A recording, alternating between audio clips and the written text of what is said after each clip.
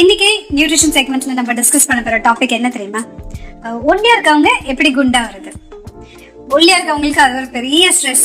எப்படியாவது வெயிட் போடணும் அப்படின்னு சுத்திட்டு இருப்பாங்க. அப்படி நிறைய ஃப்ரெண்ட்ஸ் இருப்பாங்க. ஐம் ஷுவர் உங்க கேங்லயே கூட யாராவது ஒரு ஒல்லி குச்சி இருப்பாங்க. எவ்வளவு சாப்பிட்டாலும் வெயிட்டே போட மாட்டாங்க. நமக்கு அவங்கள பார்த்தாலே பொறாமையா இருக்கும். எப்படிடா இவ்வளோ சாப்பிட்றாங்க, இவ்வளோ சாப்பிட்டும் வெயிட் கொஞ்சம் கூட ஏறலையே, நமக்கு அப்படி இருக்காதா, ஒரு செல் டிரான்ஸ்பிளான்டேஷன் பண்ணிக்கலாமா, இந்த மாதிரிலாம் தலையில நிறைய ஓடும்ல. இந்த மாதிரி ஒல்லி குச்சியா இருக்கவங்களுக்கு எந்த மாதிரியான ஃபுட் எடுத்துக்கலாம் வெயிட் கெயின் பண்றதுக்கோ ஒரு அட்லீஸ்ட் மசில் கெயின் பண்றதுக்கு.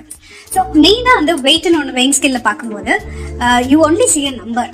ஆனா ஒரு in depth analysis or body composition அந்த மாதிரி பண்ணும்போது பாடியில் எவ்வளோ மசில் இருக்கு, எவ்வளோ ஃபேட் இருக்கு, பிளட் இருக்கு, அஃப்கோர்ஸ் லிம்ஃபாட்டிக் ஃப்ளூயிட், இந்த மாதிரி டிஃப்ரெண்ட் கம்பார்ட்மெண்ட்ஸ் இருக்கு. ஸோ வெறும் வெயிட்டை மட்டும் பார்க்கக்கூடாது. இந்த ஒல்லியா இருக்கவங்களோட அஜெண்டா வந்து ஃபேட் கூடக்கூடாது, பட் மசில் மாஸ் மட்டும் ஏற்றணும். ஸோ மசிலை இன்க்ரீஸ் பண்ணி அப்போதான் அவங்களுக்கு பூசினாப்பில் இருக்கும். இல்லைன்னா அந்த போனியா இருப்பாங்க இல்லையா, அந்த ஸ்ட்ரக்சர் பார்த்தீங்கன்னா குச்சியா இருப்பாங்க. ஸோ அதை கவர் பண்றதுக்கு you need more muscle. So the agenda should be to increase muscle mass. அதுதான் மெயின் கோலா இருக்கணும். ஏன்னா you can still eat junk food, நிறைய ஃபேட்டி ஃபுட்ஸ், நிறைய சுகரி ஃபுட்ஸ் சாப்பிட்டு ஒரு ஹெல்த்தியா நியூட்ரிஷியஸா வைட்டமின் மினரல் இல்லாத ஃபுட்டை கூட நீங்க சாப்பிட்டு you can still gain weight. ஆனா அந்த weight gain will be totally fat gain. So fat கெயின்னால வேற நிறைய காம்ப்ளிகேஷன்ஸ் இருக்கு. I'm sure you would have heard இல்லையா, ஒல்லியா இருக்கவங்க ஆனா still they had a heart attack, அவங்களுக்கு வந்து ஒரு 5 கிலோமீட்டர் கூட நடக்க முடியல, ஸ்டாமினாவே இல்லை, இந்த மாதிரி நிறைய விஷயங்கள் கேள்விப்பட்டிருப்பீங்க. So what I'm trying to say is focus on increasing muscle mass. அது வந்து உங்களுக்கு ஒரு பாடி ஷேப்பை கொடுக்கும், ஸ்ட்ரென்த் கொடுக்கும், and that's going to be very beneficial.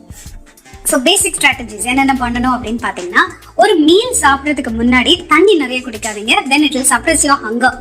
You're not supposed to drink too much of water just before a meal. So before breakfast, lunch and dinner, தயவு செஞ்சு நிறைய தண்ணி குடிக்காதீங்க.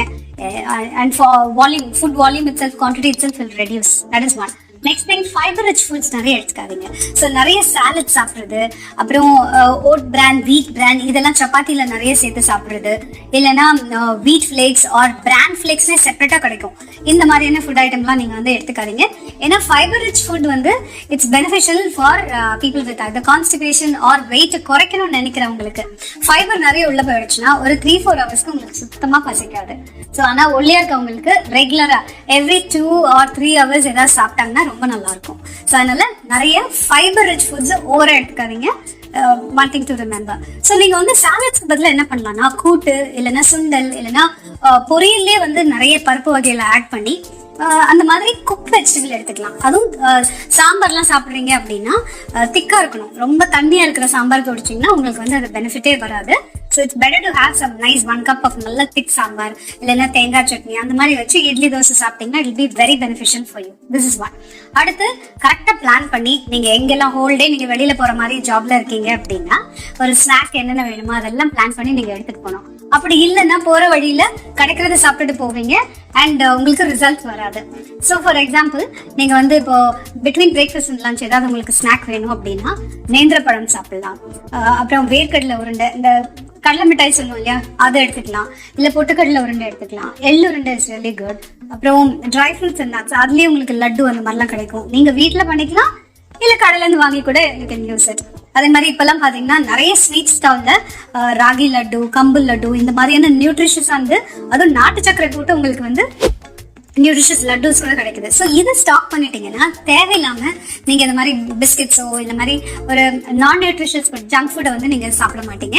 இதை பிளான் பண்ணி எடுத்துட்டு போங்க. அதே மாதிரி லிக்விட்ஸ் அப்படின்னு பார்க்கும்போது milk shakes, lassi, soya milk இதெல்லாம் ரொம்பவும் பெனிஃபிஷியல். அதே மாதிரி butter milk, coconut water, soups எல்லாம் நீங்க குடிக்க வேண்டாம்.